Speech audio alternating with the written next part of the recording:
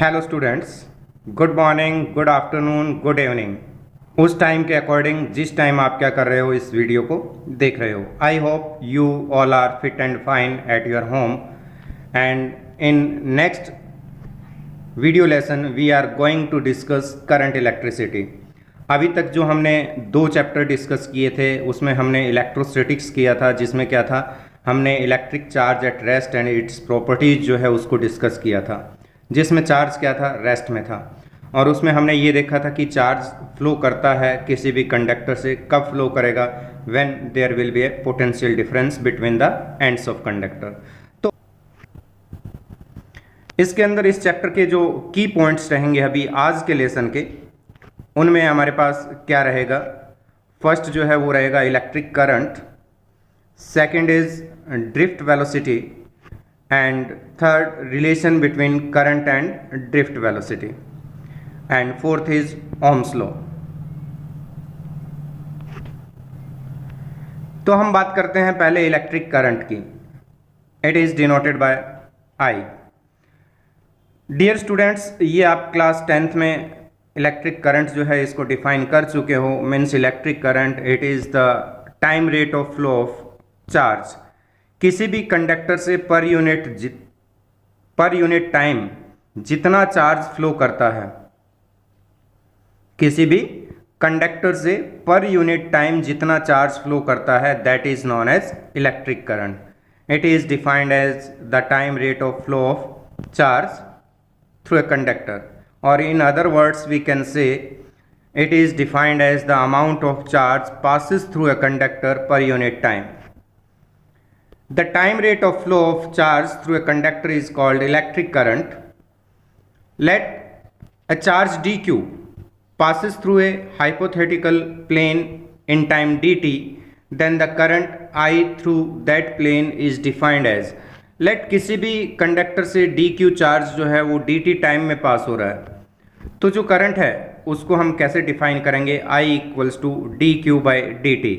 Means per unit time जितना charge हो गया वो किसके इक्वल होगा, इलेक्ट्रिक करंट के इक्वल होगा। The SI unit of current is the coulomb per second. यहाँ पे चार्ज बाय टाइम इसका फॉर्मूला आ रहा है, तो इसकी यूनिट जो आएगी वो आएगी कूलॉम पर सेकेंड। यहाँ फॉर्मूला जो है चार्ज बाय टाइम है तो Coulomb per second formula unit आएगी। यहाँ formula d q by d t है, that is charge by time, so unit coulomb per second and it is known as ampere denoted by capital A, which is an SI base unit, जो इसकी क्या है, SI unit है। अब कि अगर 1 ampere हम डिफाइन करें तो 1 एम्पियर अगर यहाँ पे होगा करंट, तो वो कब होगा, जब हमारे पास चार्ज 1 कूलम होगा और टाइम क्या होगा, 1 सेकेंड होगा। तो यहाँ से 1 एम्पियर को अगर हम डिफाइन करें, then the current passes through a conductor is said to be 1 ampere when 1 coulomb current passes through the conductor in 1 second। अगर 1 सेकेंड में किसी भी कंडक्टर से 1 कूलॉम चार्ज पास होता है, then we can say the current through the conductor is 1 ampere, कि उस conductor से जो करंट है वो कितना है, 1 एम्पियर है। The direction of current is taken in the direction in which positive charge would be forced to move by the electric field. Electric current जो है ये क्या है, एक स्केलर क्वांटिटी है, बट इसकी डायरेक्शन जो हम लेते हैं फ्लो करने की, वो डायरेक्शन क्या होती है, जिस डायरेक्शन में पॉजिटिव चार्ज मूव करते हैं वही डायरेक्शन जो है वो क्या होती है, इलेक्ट्रिक करंट की होती है। और we can say the direction of electric current is opposite to motion of negative charge. Current density, अब हम यहाँ करंट डेंसिटी की बात कर रहे हैं। इलेक्ट्रिक करंट जो है वो क्या था, एक स्केलर क्वांटिटी है। करंट डेंसिटी मीन्स किसी भी कंडक्टर के क्रॉस सेक्शन एरिया के नॉर्मली पर यूनिट एरिया जितना करंट फ्लो करेगा, that is current density. It is defined as the normal current passes through the conductor per unit area of cross section.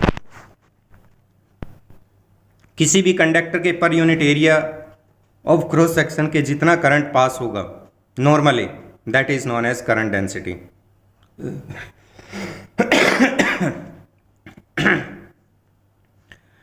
It is denoted by J, इसको J capital J से denote करते हैं। तो let d A area से d I अगर current pass out हो रहा है तो current density J equals to d I by d A होगा, पर यूनिट एरिया जो करंट पास आउट होगा, and it is a vector quantity. Current scalar quantity but current density is a vector quantity. It has the same direction as the velocity of the moving charge. जो moving charge की velocity की direction होगी वही direction किसकी रहेगी, current density की रहेगी, if they are positive, and opposite direction if they are negative. और अगर चार्ज कैरियर्स नेगेटिव हैं तो इसकी डायरेक्शन जो है वो क्या रहेगी, उसके वेलोसिटी के अपोजिट रहेगी। Drift speed. अब हम देखते हैं कि जब इलेक्ट्रॉन्स मूव करते हैं किसी भी कंडक्टर में तो ड्रिफ्ट स्पीड क्या होती है। When a conductor does not have a current through it, it's conduction electrons move randomly with no net motion in any direction, average speed of electrons will be 0।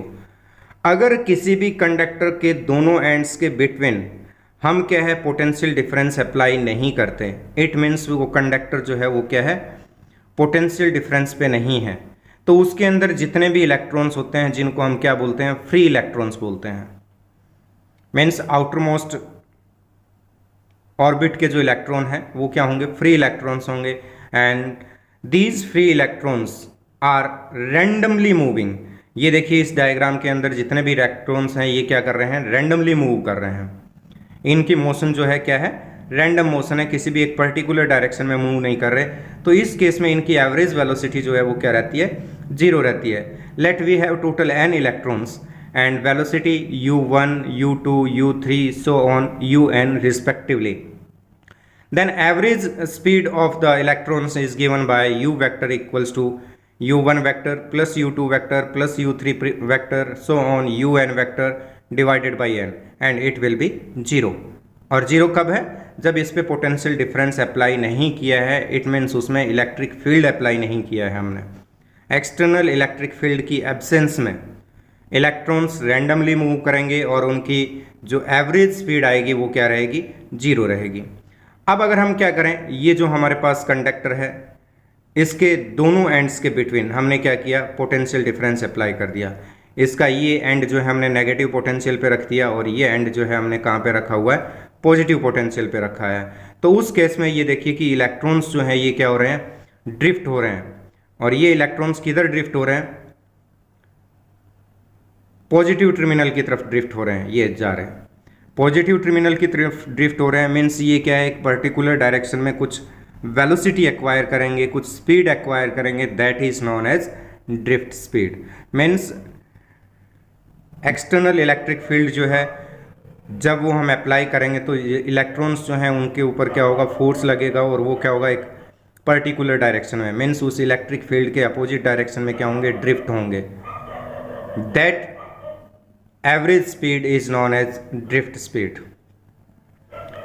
When electric field applied on the conductor, these electrons actually still move randomly, but now they tend to drift with the speed।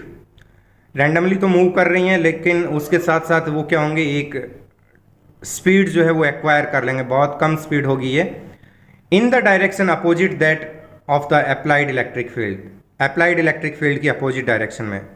That causes the current, the average speed of electron in the presence of electric field called drift speed। अब जो electric field की presence में average speed आएगी वो average speed जो है वो क्या होती है, ड्रिफ्ट स्पीड होती है। Electrostatic force on electrons due to electric field. Let E electric field हम अप्लाई करते हैं किसी भी कंडक्टर पे, तो उसके अंदर जो इलेक्ट्रॉन्स हैं उनके ऊपर जो इलेक्ट्रोस्टैटिक फोर्स होगा वो इलेक्ट्रोस्टैटिक फोर्स कितना होगा, F vector equals to minus E vector. यहाँ पे ये फोर्स जो है इसकी डायरेक्शन क्या रहेगी, इलेक्ट्रिक फील्ड के अपोजिट रहेगी, जो यहाँ नेगेटिव साइन से शो हो रहा है। And according to second law of motion that force is equals to mass into acceleration. Means due to this electric field these electrons are accelerated, electrons जो हैं वो क्या हो जाएंगे, एक्सेलरेटेड हो जाएंगे। और that acceleration is given by a vector equals to minus e E vector by m. इस इक्वेशन से ए वेक्टर कैलकुलेट करेंगे तो ये आएगा minus E vector by m, यहाँ पे सिंगल नेगेटिव साइन आएगा। इट मीन्स एक्सेलरेशन जो है वो क्या है, अपोजिट टू इलेक्ट्रिक फील्ड है। Electrons accelerated with this acceleration towards positive terminal, means ये इलेक्ट्रॉन्स जो हैं क्या होंगे, पॉजिटिव टर्मिनल के टूवर्ड्स एक्सेलरेट होंगे। Velocities of electrons due to this electric field, initial velocities उनकी क्या थी, u1 u2 u3 so on थी। अब है कि ड्यू टू दिस एक्सेलरेशन उनकी वेलोसिटीज क्या हो जाएगी, चेंज होगी। तो अब वो वेलोसिटी हम कहाँ से निकालेंगे, सेकेंड इक्वेशन ऑफ मोशन से, sorry first equation of motion से। v1 equals to u1 plus a t1, ये एक इलेक्ट्रॉन की वेलोसिटी आ गई v1 vector equals to u1 vector plus a vector t1, v2 vector equals to u2 vector plus a vector t2 so on. ये n electrons जो हैं उनकी velocity आ गई। अब हम क्या करेंगे, इसका एवरेज कैलकुलेट करेंगे, वो किसके इक्वल आएगा, ड्रिफ्ट स्पीड के इक्वल आएगा। Drift speed equals to average of v1 v2 v3 so on vn। तो इनका हम क्या करेंगे, सम करेंगे, v1 vector plus v2 vector plus v3 vector so on vn vector divided by n। इनकी values put करेंगे, u vector जो था उसकी टर्म को अलग करेंगे, a वेक्टर की टर्म को अलग करके a वेक्टर को क्या करेंगे, कॉमन लेंगे। तो ये हमारे पास आएगा u1 vector plus u2 vector plus u3 vector so on un vector divided by n, plus a vector common t1 plus t2 plus t3 so on tn divided by n। From equation 1 and 2 ये जो term है हमारे पास u1 u2 u3 इनका average बन रहा है, जो क्या था, 0 के इक्वल था। a वेक्टर हम ऑलरेडी कैलकुलेट कर चुके थे। Then v d vector equals to minus E vector by m, ये हमने एक्सेलरेशन की वैल्यू पुट की है tau, and here tau is equals to average time जो है t1 plus t2 plus t3 so on tn divided by n, and it is known as relaxation time. Relaxation time it is the average time between two successive collision. Electrons क्या कर रहे हैं, जब randomly move कर रहे हैं किस में, कंडक्टर के अंदर ड्यू टू इलेक्ट्रिक फील्ड, तो वो क्या करते हैं, आपस में कोलिजन करते हैं, और दो सक्सेसिव कोलिजन के बिटवीन जो एवरेज टाइम होगा that is known as relaxation time denoted by tau, and this relaxation time depends on temperature of the conductor. Relaxation time is the function of temperature of the conductor. Conductor का temperature अगर change करेंगे तो उसका relaxation time क्या होगा, change होगा। अगर हम क्या करते हैं, टेम्परेचर को इंक्रीज करते हैं तो ये कॉलिजन्स जो हैं ये क्या होती हैं, रैपिडली होती हैं, फ्रीक्वेंटली होती है, तो रिलैक्सेशन टाइम जो है वो क्या हो जाता है, डिक्रीज हो जाता है। Drift speed of the electron depends on number 1 electric field intensity, ये हमारे पास यहाँ पे इस फॉर्मूले में आ गया कि ई वेक्टर जो है उसके ऊपर डिपेंड कर रहा है। यहाँ स्मॉल ई जो है वो इलेक्ट्रॉन का चार्ज है, remains constant, M mass of electron है, इट इज़ ऑल्सो कांस्टेंट। तो ई इलेक्ट्रिक फील्ड इंटेंसिटी पे डिपेंड करेगा। Second depends on relaxation time which depends on temperature. Relaxation time जो है उस पर डिपेंड करता है, जो किस पे डिपेंड कर रहा है, टेम्परेचर पे। Relaxation time decreases with increase of temperature, so drift velocity also decreases with increase of temperature. So v d vector equals to q E vector by m into tau, it is general formula. अगर हम कोई भी charge carrier लें, यहाँ हमने electron की बात की थी पहले, अगर हम कोई भी चार्ज कैरियर, कोई भी ऐसा पार्टिकल लें जो चार्ज है और उसके ऊपर चार्ज क्यू है, तो उसकी ड्रिफ्ट वेलोसिटी के लिए हम फॉर्मूला लिख सकते हैं v d vector equals to q E vector tau divided by m. Relaxation time decreases with increase of temperature, it's very important point, remember it. Relation between electric current and drift speed, अब हमने क्या करना है, electric current और drift speed जो है उसके बीच में क्या करना है, रिलेशन फाइंड करना है।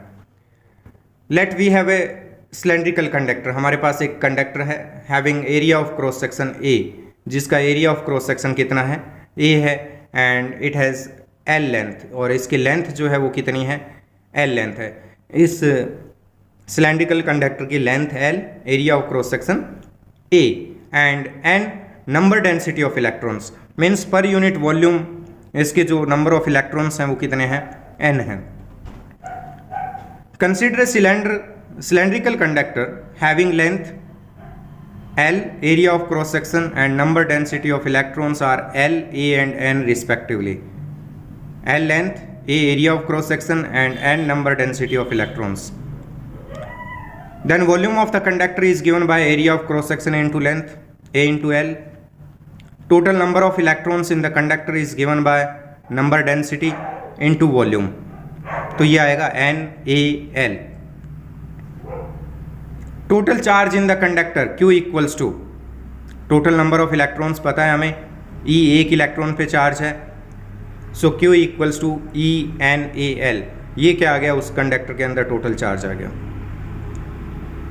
If this charge Q passes this conductor in time t and drift speed is of electrons is vd, अगर इसमें इलेक्ट्रॉन्स की ड्रिफ्ट स्पीड vd है और ये इलेक्ट्रॉन्स क्या कर रहे हैं, इस कंडक्टर को t टाइम में पास आउट कर रहे हैं, in that case this time t is equals to L divided by vd, distance of path which is equals to length of conductor divided by drift speed of the electrons. तो ये हमारे पास t equals to L by v d आ गया। हमारे पास ये time हमने calculate कर लिया, टोटल चार्ज हमारे पास है, तो electric current through the conductor is given by I equals to Q by T, charge divided by time. ये वैल्यूज हम पुट करेंगे, I equals to EAN LVD divided by L, L cancel हो जाएगा, तो ये हमारे पास आएगा I equals to NEAVD। And number density of electrons it remains constant for a given conductor, एक कंडक्टर के लिए ये कांस्टेंट रहेगा। Small e charge on electron it is also constant, A area of cross section and VD drift velocity. It means the current is directly proportional to drift velocity of the charge carriers. Electric current increases with increase of drift speed. Drift speed के साथ electric current जो है वो क्या होगा, increase होगा, and drift speed is depends on temperature. और drift speed जो है वो टेम्परेचर के साथ वेरी करती है, टेम्परेचर इंक्रीज करेंगे ड्रिफ्ट स्पीड डिक्रीज होगी, ड्रिफ्ट स्पीड डिक्रीज होगी, इट मीन्स करंट जो है वो भी क्या होगा, डिक्रीज होगा। Ohm's law, this law gives the relation between electric current and electric potential. ये लॉ जो है इलेक्ट्रिक पोटेंशियल और इलेक्ट्रिक करंट जो है उसके बिटवीन रिलेशन शो करता है, और ये हम 10th क्लास में स्टडी कर चुके हैं कि अगर किसी भी कंडक्टर की physical conditions means length, area of cross section and temperature constant रखा जाए, then the potential difference across the ends of conductor is directly proportional to current passes through it. तो according to Ohm's law, if physical conditions like length, area of cross section, temperature and pressure of a conductor remains constant, then the potential across the ends of the conductor is directly proportional to the electric current passes through it. अगर ये physical conditions constant है, उस case के अंदर जो potential apply करेंगे हम between the ends, वो क्या होगा, उसमें पासेस करंट के डायरेक्टली प्रोपोर्शनल होगा, V proportional to I। V और I जो है ये क्या होंगे, प्रोपोर्शनल होंगे। V इंक्रीज करेंगे I इंक्रीज होगा, V डिक्रीज करेंगे I डिक्रीज होगा। If we plot graph between V and I along x-axis, let current I, along y-axis voltage V, x-axis के along हमने करंट लिया है, y-axis के along हमने क्या लिया है, वोल्टेज लिया हुआ है, O origin पॉइंट है, then the graph will be a straight line, inclined straight line एक ग्राफ आएगा। That's why V and I जो है ये क्या है, डायरेक्टली प्रोपोर्शनल है। V equals to R I, proportionality symbol हटेगा तो वहाँ पे क्या आएगा, एक कांस्टेंट आएगा, and it is known as resistance of the conductor, where R resistance of the conductor, it's SI unit is, यहाँ से अगर देखें तो R equals to V by I आएगा, V वोल्टेज, I करंट जो कि एम्पियर में होगा, तो SI unit of resistance is volt per ampere and it is known as ohm. तो इसकी जो SI यूनिट है जो होती है वो क्या होती है, ओम होती है। ये ग्राफ जो है वी आई ग्राफ, इसका स्लोप किसको रिप्रेजेंट करता है? कंडक्टर के रेजिस्टेंस को रिप्रेजेंट करता है। जितना ज्यादा इसका स्लोप होगा उस कंडक्टर का रेजिस्टेंस उतना ही ज्यादा होगा। For larger slope the resistance will be higher. Let we have two graphs. हमारे पास दो ग्राफ हैं, एक ऑरेंज कलर में शो किया गया है और एक ग्राफ जो है वो क्या है, ग्रीन कलर में शो किया गया है। अब हम इन ग्राफ को देख के डायरेक्टली ये आइडेंटिफाई कर सकते हैं कि दोनों में से किस कंडक्टर का रेजिस्टेंस हायर होगा। तो इसके अंदर किसका स्लोप ज़्यादा है? ग्रीन कलर का जो ग्राफ आ रहा है उसका स्लोप ज़्यादा है as compare to orange colour. It means higher slope है, वहाँ पे रेजिस्टेंस जो है वो भी क्या रहेगा, हायर रेजिस्टेंस रहेगा। तो ग्रीन का रेजिस्टेंस हायर होगा और ऑरेंज कलर जो वाला कंडक्टर का ग्राफ है उसके लिए रेजिस्टेंस जो है वो क्या रहेगा, लो रहेगा। Devices obey Ohm's law are called ohmic devices. जो डिवाइसेज ओम्स लॉ को ओबे करती हैं उनको हम ओमिक डिवाइसेज बोलते हैं। Example wire, incandescent light bulbs and resistors, these are ohmic devices. The resistance of a conductor is said to be 1 ohm through which 1 ampere current passes when potential applied across it ends। अगर हम इस R को, इसकी unit क्या है, ओम है, 1 ओम को अगर डिफाइन करें तो 1 ओम कब बनेगा? जब हमारे पास पोटेंशियल 1 वोल्ट होगा और करंट क्या होगा, 1 एम्पियर होगा। तो 1 ओम रेजिस्टेंस कब होगा? जब क्या किया जाए कि 1 ओम पोटेंशियल हम अप्लाई करें और उसमें से करंट कितना पास हो, 1 एम्पियर पास हो, then the resistance of the conductor is said to be 1 ohm। The resistance of the conductor is said to be 1 ohm through which 1 ampere current passes when 1 volt potential applied across its end। Factors on which resistance depends। अब हम उन factors को discuss करेंगे जिन पे resistance depend करता है। First, the resistance of the conductor is directly proportional to length of the conductor. Resistance, it is the opposition offered by the conductor in path of electric current। Electric current के path में जो opposition offer होती है that is known as resistance. First इसके अंदर है कि ये किस पे डिपेंड कर रहा है, लेंथ ऑफ द कंडक्टर, उसके डायरेक्टली प्रोपोर्शनल है। मीन्स कंडक्टर की लेंथ जितनी ज़्यादा होगी उसका रेजिस्टेंस उतना ही ज़्यादा होगा। अगर हम इसको कंपेयर करके देखें अपनी डेली लाइफ से, तो अगर हम जर्नी कर रहे हैं, अगर हम कोई पाथ ट्रैवल कर रहे हैं, तो हमारे पाथ की लेंथ जितनी ज़्यादा होगी हमारे लिए उसमें अपोजिशंस उतनी ही ज़्यादा होंगी। वही करंट के लिए एप्लीकेबल है कि उसका पाथ जितना ज़्यादा लंबा होगा, मीन्स कंडक्टर की लेंथ जितनी ज़्यादा होगी उसका रेजिस्टेंस उतना ही हायर आएगा, उतना ही ज़्यादा होगा। Means it is directly proportional to L. Second, the resistance of a conductor is inversely proportional to area of cross section of the conductor. Area of cross section means उसकी thickness. Area of cross section जो है उसके क्या रहेगा, inversely proportional रहेगा। जितना ज़्यादा area of cross section होगा मीन्स थिकनेस जितनी ज़्यादा होगी रेजिस्टेंस उतना ही कम रहेगा। इसको भी अगर हम कंपेयर करें तो अगर एक तो हम सिंगल रोड पे व्हीकल से ट्रैवल कर रहे हैं और दूसरा हम क्या कर रहे हैं, हाईवे पे ट्रैवल कर रहे हैं, तो अपोजिशन कहाँ पे ज़्यादा होगी, सिंगल रोड पे होगी। और हाईवे जो है उस पर हम क्या है, ईजिली हाई स्पीड से मूव कर सकते हैं। तो वही जो है क्या होता है, केस अप्लाई होता है किस पे, करंट के लिए, कि अगर उसके लिए एक थिक कंडक्टर है उसमें उसको फ्लो करना ज़्यादा इजी है as compare to thin conductor. Means जितना area of cross section conductor का ज़्यादा होगा उसका रेजिस्टेंस उतना ही कम होगा, करंट उतना ही इजीली फ्लो करेगा। तो यहाँ रेजिस्टेंस जो है वो area of cross section means thickness जो है उसके इनवर्सली प्रोपोर्शनल होगा। इसके बाद डिपेंड करता है nature of conductor. Different type के कंडक्टर्स जो हैं उनके लिए जो रेजिस्टेंस है वो क्या रहता है, डिफरेंट रहता है। कुछ गुड कंडक्टर होते हैं, कुछ बैड कंडक्टर होते हैं, कुछ इंसुलेटर्स होते हैं। तो वो रेजिस्टेंस जो है वो क्या करता है, उनके नेचर के ऊपर डिपेंड करता है कि वो कंडक्टर किस टाइप का है। अगर हम इन दोनों इक्वेशंस को कंबाइन कर दें, combining this equation R proportional to L and R proportional to 1/A, then we will get R proportional to L/A। Proportionality symbol हटेगा, एक कांस्टेंट आएगा R equals to rho L/A। Rho it is proportionality constant and it is known as resistivity of the conductor और it is also known as specific resistance. तो यहाँ रो जो है वो क्या है, स्पेसिफिक रेजिस्टेंस है, या जिसको हम क्या बोलते हैं, रेजिस्टिविटी बोलते हैं। कंडक्टर के।